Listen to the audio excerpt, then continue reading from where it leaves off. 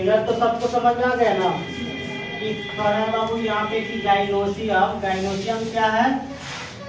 तो पुष्प का मादा जनन अंग है जिसके इकाई को क्या कहते हैं बाबू? स्त्री केसर यानी पिस्टाइल कहते हैं। और एक पिस्टाइल की कितनी रचना होती है बाबू? 3 रचना, स्टिग्मा, स्टाइल और क्या बाबू? ओवरी। यानी बताया जाता है कि स्त्री केसर में जो प्याले नुमा रचना होती है बाबू उसको हम लोग क्या कहते हैं? वर्तिकाग्र कहते हैं। लंबे पाइप जैसी जो रचना होती है उसको वर्तिका कहते हैं। और सबसे नीचे जो फूली हुई रचना होती है उसको हम लोग क्या कहते हैं? अंडाशय कहते हैं। ठीक बात है कि जब अंडाशय को काटते हैं, जब अंडाशय को क्या करते हैं बाबू? काटते हैं तो एक प्याले जैसी रचना दिखाई देती है और उस रचना के अंदर कुछ रवेदार रचनाएं जुड़ी हुई होती है जिन्हें क्या कहते हैं बाबू? ओव्यूल यानी बीजांड कहते हैं। क्या कहते हैं? बीजांड कहते हैं। कह रहा है कि बीजांड जो है ओवरी की दीवार से जिस रचना द्वारा जुड़ा होता है बाबू उसे बीजांड वृत्त कहते हैं।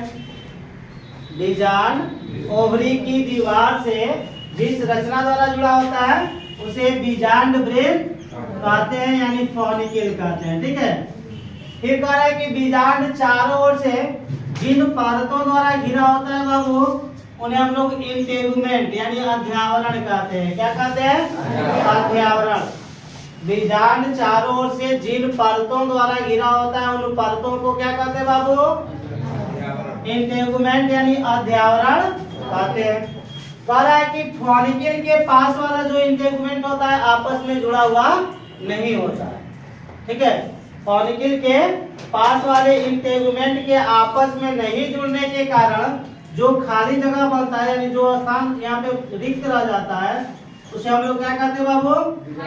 माइक्रोपाइलिड यानी कि बीजांड द्वार कहते हैं। क्या कहते हैं?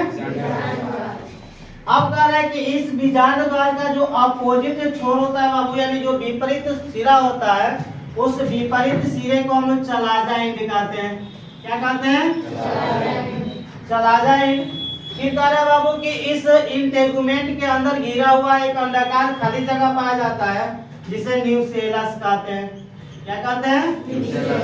और इस न्यूसेलस के अंदर जो अंडाकार रचना पाई जाती है 7 कोशिकीय और 8 केंद्रकीय उस रचना को हम लोग क्या कहते हैं बाबू? एम्ब्रियोसाइक कहते हैं। क्या कहते हैं? जब एम्ब्रियोसाइक के अंदर वाले स्ट्रक्चर को देखा जाता है तो हम लोग को ये मिलता है बाबू कि जो माइक्रोपाइल एंड की ओर 3 कोशिकाओं का जो समुच्चय पाया जाता है 3 कोशिकाओं का समुच्चय यानी जो सेट तैयार होता है उस सेट को हम लोग क्या कहते हैं बाबू? अंड समुच्चय यानी एग apparatus।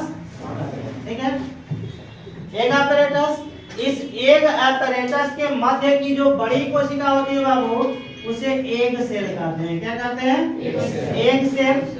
मध्य की बड़ी रचना को क्या कहते हैं? Egg cell. और किनारे वाली 2 कोशिकाओं को क्या कहते हैं बाबू?